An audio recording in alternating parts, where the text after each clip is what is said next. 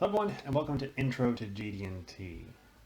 So today we're going to be going through Chapter 1, Introduction to Dimensioning and Tolerancing. Now, it's not going to be a single video, we're going to have a bunch of videos in here.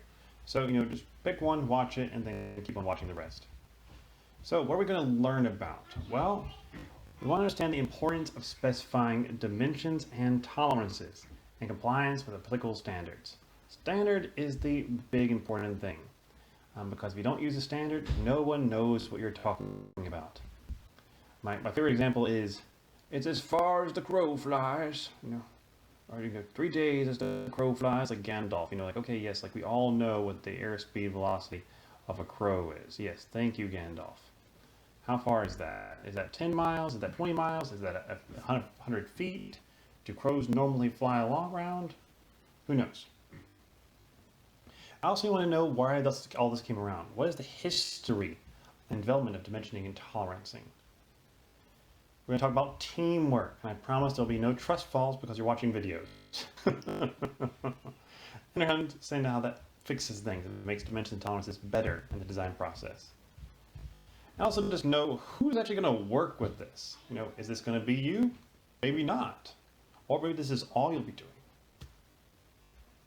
Okay, some more. This is a whole chapter, so we're going to have a lot of objectives. Forgive me, this is a big thing. I want you to know dimensioning and tolerancing skills. I need you to know how to understand the types of documentation and understand what you're supposed to actually have when you get a part. And finally, I need you to know what kind of views you're looking at, because if you don't know if it's first angle, third angle, or projection, you might build the wrong part by mistake. Okay. So the biggest thing we're probably going to get through this entire course is that standards provide that needed clarity, okay? Tolerances are the acceptable dimensional variations permitted on a feature. Variations aren't necessarily bad, they just can't vary too much. And they allow us to achieve the best product at the lowest cost. But they have to be correctly calculated, applied, and interpreted. For example, if you calculate and apply it perfectly, but the person building it has no idea what they're doing, it all falls apart.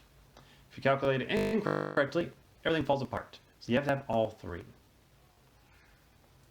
Now, if you apply the tolerances correctly, then it's going to give you the intended design. You want what you create or what you design to be what's created. Now, why is tolerance, an issue? Like, should we keep a super small tolerance? Because that would make everything fit perfectly? Well, small tolerances increase fabrication cost. Think about it. If you were just guesstimating, that doesn't take much time. If you're trying to figure out, like, okay, well, how many can my car hold 10 boxes or, 12 boxes? Well, I'm pretty sure it can hold 10, it might be able to hold 11. So I'd say plus or minus 1. That's okay. You're ballparking it. It doesn't really matter in that case. But excessively small tolerances, which have to be perfectly correct, well, they limit the number of potential suppliers, because not everybody can do that. There are these amazing videos by guys called the Zero Tolerance Group. I mean, when they put something together, you can't actually see the two individual parts. It just looks like it rejoined. And there's only a few people in the world who can do that.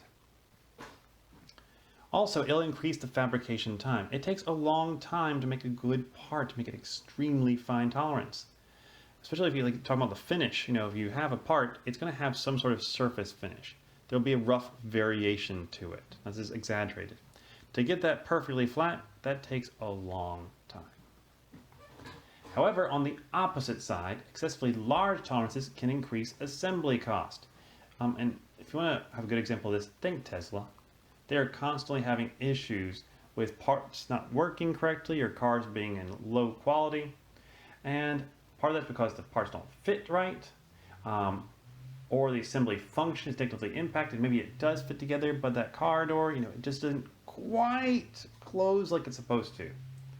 And then, as with Tesla, customer dissatisfaction results in increased returns or in you having to repair things at your own dime. So we've got to find that sweet spot somewhere in between those small tolerances and those large tolerances. Now, there has been a development over the years of how we design these tolerances. So the first thing was, we established a distant measurement standard.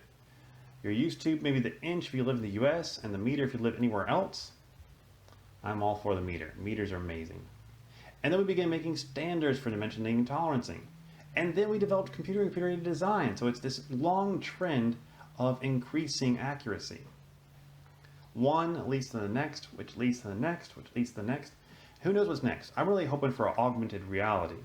Like, if the person who's building it can see exactly where they're supposed to cut, it would be amazing. Like, just imagine having a board, putting on some goggles, and you can see a dotted line telling you exactly where you need to cut it, exactly where you need to drill, perfectly. Or, just take you out of the picture entirely and have a machine do it for you. Why not? Have a little drilling machine. It can do it a lot better than you can, probably. Okay, so that'll be it for this time. Next time we'll jump into more of this dimensioning and tolerancing jargon and help you to understand it a bit better. So thanks for listening. See you all soon. Bye-bye.